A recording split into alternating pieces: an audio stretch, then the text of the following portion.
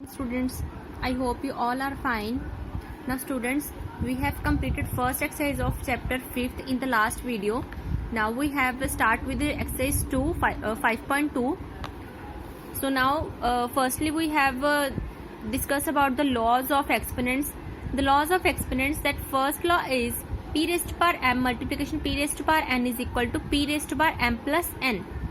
अगर कोई भी कोई भी रैशनल नंबर है, जैसे भी कोई रैशनल नंबर है और वो सेम है दोनों में, मतलब बेस अगर सेम है, बीच में मल्टीप्लिकेशन का साइन है और पावर्स अलग अलग हैं, डिफरेंट है पावर, तो क्या हो जाएंगी, वो एड अप हो जाएंगी. अगर बेस सेम है और डिवाइड में है तो पावर्स क्या हो जाएंगी, नेगेटिव. अगर कोई भी रैशनल नंबर की पावर 0 है तो उसकी वैल्यू क्या आएगी, ऑलवेज 1. अगर कोई भी रैशनल नंबर की पावर m दी हुई है और उसकी पावर भी n दी हुई है, दो पावर्स दी हुई है एक ही रैशनल नंबर की, तो वो दोनों पावर्स आपस में मल्टीप्लाई हो जाती हैं. अगर कोई भी रैशनल नंबर, दो कोई रैशनल नंबर है, वो बेस उनके अलग अलग हैं बट उनकी पावर सेम है, तो हम उनको मल्टीप्लाई करके सेम पावर लिख सकते हैं.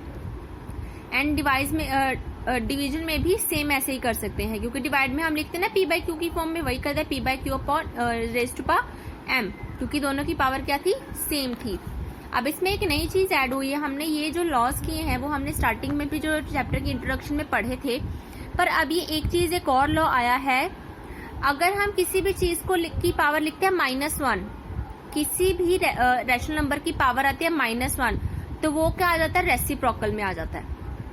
यहाँ पे -1 थी, इसलिए 1/p आके क्या आ गया, 1 आ गया. अगर यहाँ पे -2 होती, कोई भी पावर होती p रेज़ टू पावर -2, तो यहाँ पे क्या आ जाता, अपॉन में आके स्क्वायर आ जाता. तो बस यही है, रेसिप्रोकल होता है. ये क्या होता है, रेसिप्रोकल होता है ये. तो first sum of this exercise is simplify the following. हमने इसे सिंप्लीफाई करना है. जैसे हमें ये दिया हुआ है -2/3 raise to power 5 multiply -2 raise to power 3 raise to power -2/3 raise to power 7. तो इस पे क्या है, हमें बेस जो है गिवन है, जो हमें वो सेम है.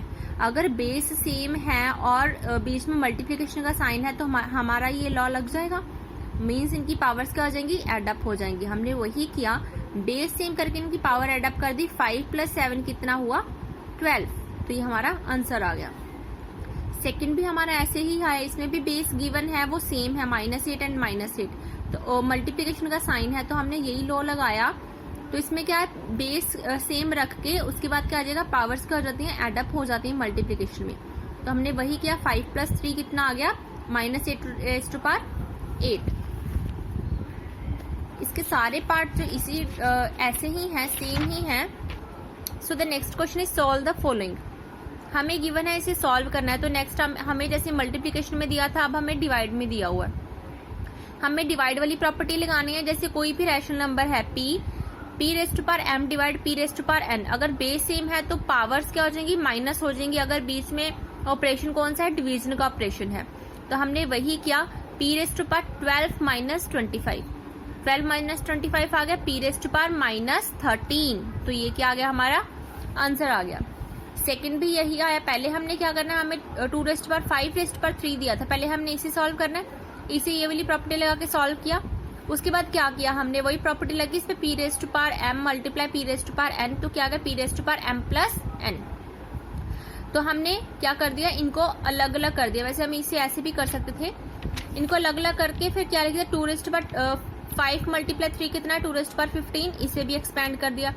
एक्सपैंड करने के बाद वो हमने कट कर दिया, जो चीज कट हो रही उसे हमने कट कर दिया. तो बचा क्या, 8 और 8 बच गया. 8 मल्टीप्लाई 8 क्या आ गया, 64. तो वो क्या आ गया, हमारा आंसर आ गया. So students, next question is 3. Simplify and write in exponential form. हमें बोला गया है कि इसे सिंप्लीफाई करना है और एक्सपोनेंट्स की फॉर्म में इसे लिखना है. तो क्या आ गया इसमें, जैसे हमें गिवन है 3 raise to power 7 raise to power 8 multiply 9 raise to power 2 raise to power 4, तो अपॉन 27 रेज़ टू पावर 5. तो हमने पहले प्रॉपर्टी लगा ली, p raise to power m raise to power n multiply कर देना. ये प्रॉपर्टी लगी, ये प्रॉपर्टी हम लगा के इन दोनों को सॉल्व कर देंगे. ये आ गया 3 raise to power 56 multiply 3 raise to power 8 upon 27 raise to power 5.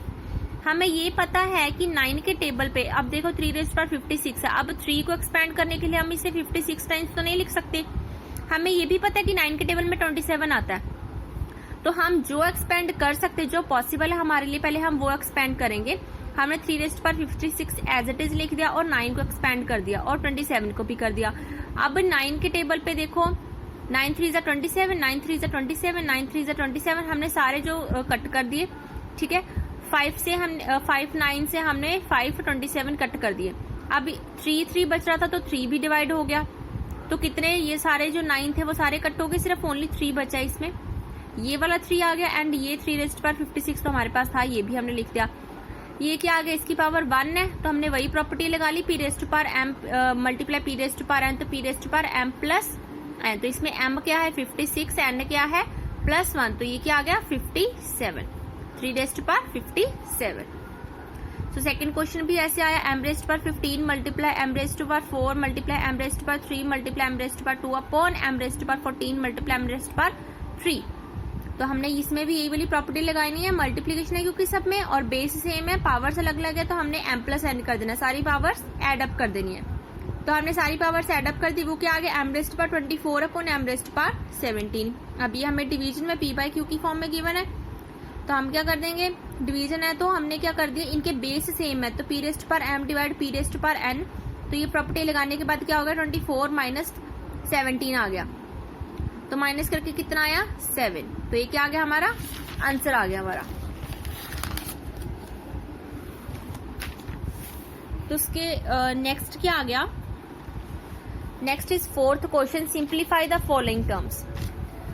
तो इसमें हमें दिया हुआ है, हमने एक प्रॉपर्टी पढ़ी थी p रेस्ट पर 0 इज इक्वल टू 1, तो ये प्रॉपर्टी फॉलो होनी है। अगर 8 रेस्ट पर 0 है तो वो भी क्या हो गया 1 हो गया, 9 रेस्ट पर 0 है तो वो भी क्या हो गया 1 हो गया, 7 रेस्ट पर 0 वो भी क्या हो गया 1। और बीच में जो जो ऑपरेशन दिया, प्लस दिया तो हमने प्लस लगाया, यहाँ पे माइनस दिया तो हमने माइनस लगाया।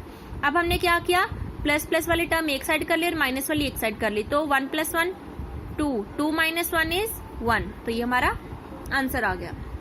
नेक्स्ट इज 7 रेस्ट पर 7 मल्टीप्लाई 6 रेस्ट पर 0।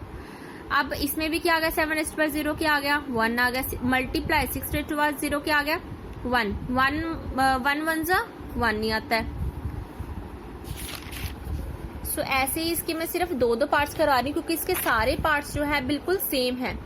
तो नेक्स्ट आ गया find the reciprocal of the following exponential. हमने सिर्फ रेसिप्रोकल फाइंड करना है, इनका इनवर्स फाइंड करना है। जैसे हम इनवर्स फाइंड करते हैं, रेसिप्रोकल मतलब न्यूमिनेटर को डिनोमिनेटर में चेंज कर देना एंड डिनोमिनेटर को न्यूमिनेटर में चेंज कर देना है।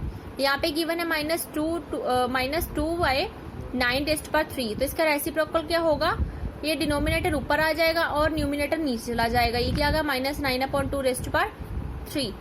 इसमें हमें गिवन है 25/5 रेस्ट पर 4। इसका पहले हमने रेसिप्रोकल कर दिया, ये हमारा रेसिप्रोकल आ गया। बट यहाँ पे हमें देखने को हमें पता है कि 2 के टेबल पे 9 नहीं आता, तो ये क्या आगे दोनों प्राइम नंबर से आगे, मीन्स ये दोनों क्या कट नहीं हो सकते थे, इनका कोई HCF नहीं है, तो हमने इसे एज इट इज छोड़ा था। पर यहाँ तो हमें पता है कि 5 के टेबल पे 25 तो आता है, तो हमने इसे एक्सपैंड कर दिया क्योंकि 5 को 4 टाइम्स लिखना कोई बड़ी बात तो नहीं है, इजिली हम लिख सकते हैं। तो 5 5 = 25 एंड 5 1 = 5 हो गया, तो कितने बचे 5 × 5, तो क्या आ गया 5 रेस्ट पर 2 आ गया, तो ये हमारा आंसर आ गया। तो ऐसे ही हमने सारे इसके जो है रेसिप्रोकल की फॉर्म में लिख देने हैं। So next last question of this chapter is find the value of x in the following equations. हमने x की वैल्यू फाइंड करनी, जैसे हमें गिवन है इक्वेशन कौन सी गिवन है, -15/8 रेस्ट पर 2x is equal to -15/8 rest पर 3। यहाँ पे इज इक्वल टू का साइन है, बेस सेम है, हमने पावर्स हमें गिवन है और ये वाली पावर का x फाइंड करना है। अब देखिए यहाँ पे अगर बेस सेम हो, इज इक्वल टू के साइड में बेस सेम हो तो उनकी पावर्स हमेशा इक्वल होती हैं। If base are same then powers can be equalised. यहाँ पे भी इसका बेस और इसका बेस दोनों सेम है, तो हम पावर्स को इक्वल कर देंगे, 2x इज इक्वल टू 3 आ जाएगा। हमें x की वैल्यू फाइंड करनी है और 2x क्या है बीच में मल्टीप्लाई में है, तो 2 ऑपोजिट साइड चला जाएगा डिवाइड में, इज इक्वल टू के ऑपोजिट साइड चला जाएगा डिवाइड में, क्योंकि यहाँ पे मल्टीप्लिकेशन में था तो उधर जाके क्या होगा डिवाइड में। तो x की वैल्यू हमारी क्या आई 3 रेस्ट पर 2। अब सेकेंड क्वेश्चन में देखिए, यहाँ पे गिवन है 3/4 रेस्ट पर x is equal to 6561 upon 65,536 और हमें ये गिवन है 3/4 रेस्ट पर 2 और रेस्ट पर 4। तो हमने पहले तो यहाँ पे प्रॉपर्टी लगा दी, मल्टीप्लाई कर दिया, p rest power m rest power n क्या आ गया, p rest power m multiply n, तो ये क्या आ गया 4 2 8। ये तो हमारा सॉल्व हो गया। अब हमने इसे भी एक्सपोनेंट फॉर्म में लिखना है, तो हम इसे एक्सपोनेंट फॉर्म में कैसे लिखेंगे, इसका एलसीएम लेंगे, इसका भी और इसका भी, तो दोनों का एलसीएम क्या आया, पहले इन्हें एक्सपोनेंट नोटेशन में चेंज करेंगे, तो दोनों का एलसीएम क्या आया 3 मल्टीप्लाई 3 को 8 टाइम्स मल्टीप्लाई करना एंड 4 को 8 टाइम्स मल्टीप्लाई करने से ये दोनों वैल्यूज आ जाती हैं। तो हमने वैसे ही लिख दिया 3 raised power 8 upon 4 rest power 8, और दोनों की पावर सेम थी तो हमने कर दिया 3/4 रेस्ट पावर 8 कर दिया। अब ये वैल्यू हमने यहीं पे पुट कर देनी क्योंकि यहाँ पे था ये। अब ऐसे ही लिख दिया 3 raised power 8 raised power x is equal to 3 raised power 8 3/8 raised power 8, ये वाली वैल्यू यहाँ पे आ गई, मल्टीप्लाई ये हमें, क्योंकि ब्रैकेट का मीन्स क्या होता है, मल्टीप्लाई होता है ब्रैकेट का मीन्स, तो बस हमने वही कर दिया 3/4 रेस्ट पावर 8, 4 2 8 आ गया। अब हमने क्या करना है, इनको कंपेयर वही लगाना है कि अगर बेस सेम है, सबके बेस सेम है तो पावर्स इक्वलाइज्ड हो जाएंगी, तो बस वही आ गया, ये x आ गया इज इक्वल टू ये क्या आ गया x 8, ये क्या आ जाएगी यहाँ पे हो जाएगा प्लस हो जाएंगी ना ये, तो क्या आ गया, अगर बेस में p रेस्ट पावर जैसे हम कर देते हैं m प्लस n, तो ये क्या आ गया 8 रेस्ट पावर 8 प्लस 8, तो कितना आ गया ये 8 रेस्ट पावर 16, ठीक है। तो मतलब x की वैल्यू यहाँ पे क्या आ गई हमारे पास,